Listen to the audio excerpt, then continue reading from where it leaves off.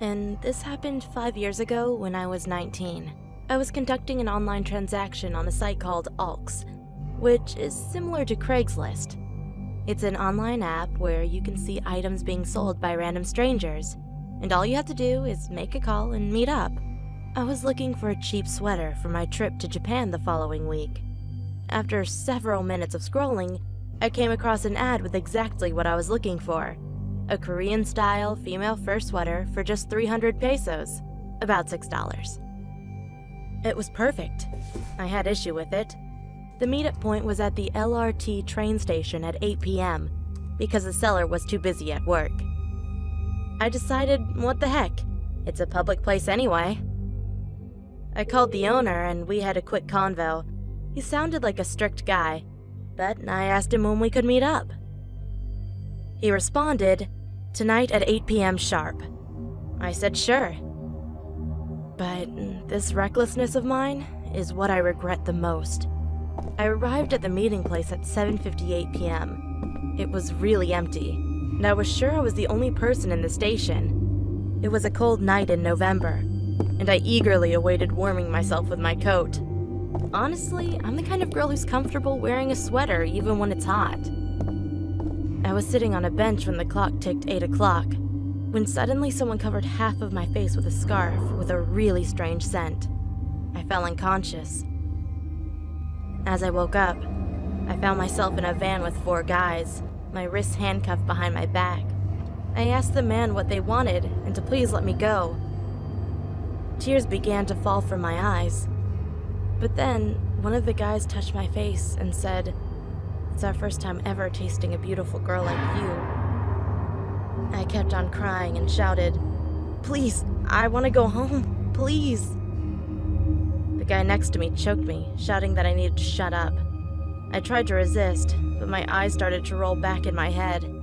He stopped, but it was taking a long time for me to catch my breath. I looked out the window and saw a checkpoint lane.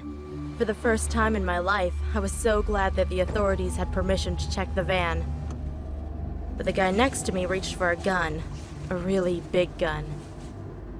Knowing this was my only chance, I found the strength to shout and cried out, "Officer, please help! They have a gun!" The 2 officers immediately grabbed their guns, one shooting at the tires, the other aiming for the man next to me. The officer shot him in the head. I never thought I'd witness such a thing in my life. One of the officers carried me out of the van, and I passed out moments later. I woke up the next day in a hospital bed. My parents were there, crying and asking me what happened. I told them the truth, that I was buying a sweater online. But I suddenly snapped. I cried and cried, saying, "Please help, please help." Since then, I've had to go to a psychiatrist to recover from mental instability and anxiety, and it should go without saying, but I never ever want to buy anything online, ever again.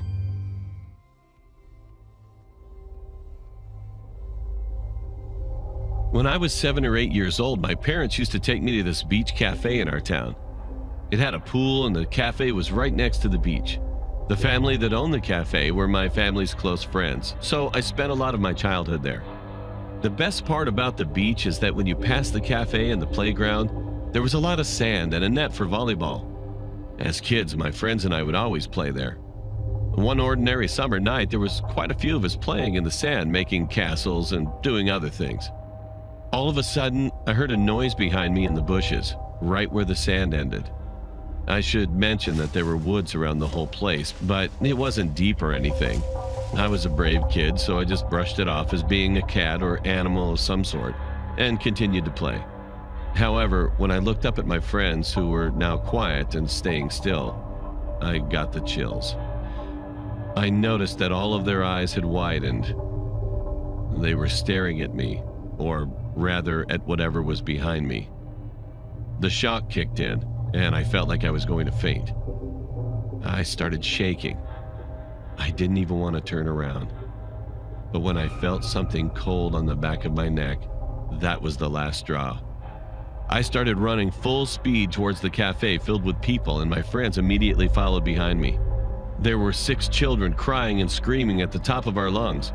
I remember finally clinging to my mom and crying in her arms.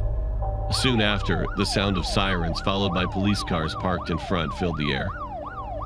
When the adults talked to the police, my friends and I were confused.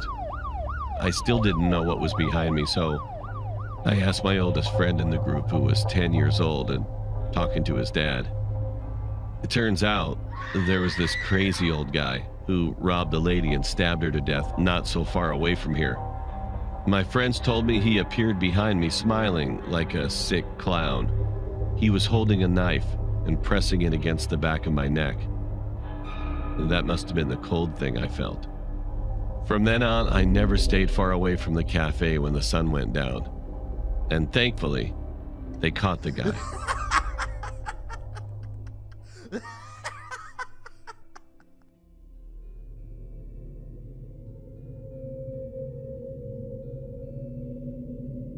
This happened a little over 20 years ago. I was 10 years old and my sister was 6. We grew up in a small town, raised only by our hardworking mother. It started when school was nearly finished for the year.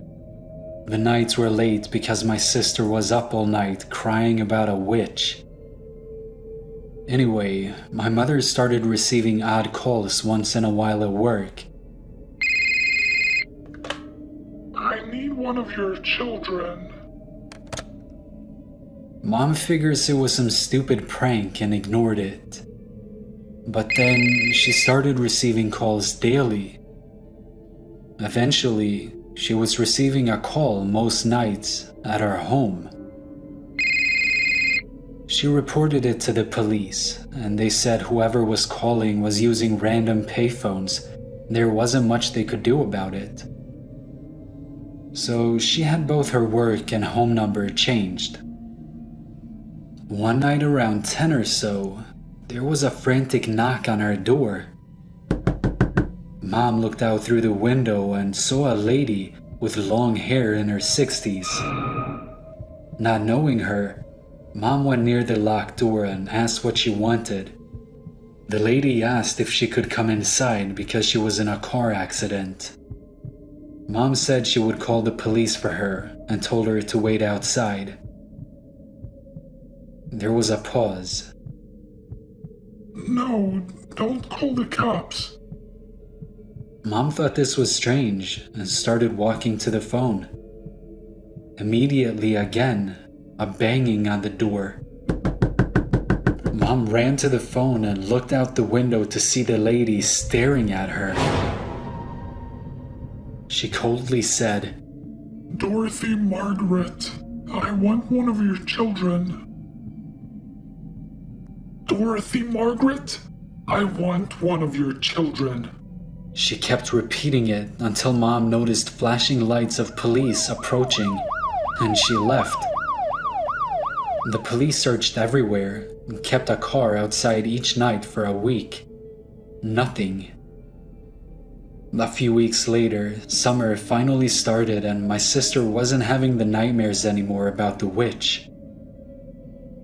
We were at one of my baseball games and my mother was talking to a teacher at my sister's school and telling her what happened. The teacher said, Oh, it sounds like your stepmother. Mom looked back confused and said she doesn't have a stepmother. The teacher's face turned white. A while ago, a lady in her 60s would come watch the children play at lunch. She said she was my mother's stepmom and liked to watch my sister at lunch. She reported it again to the police and they checked camera footage.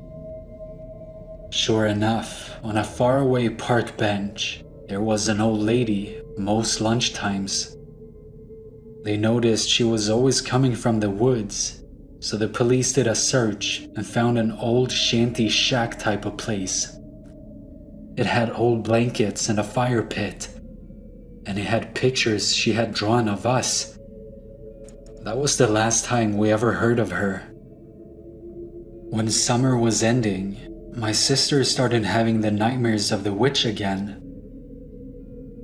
Mom asked why she was getting scared again, and she said, because she comes to school and watches us. The witch was the old lady.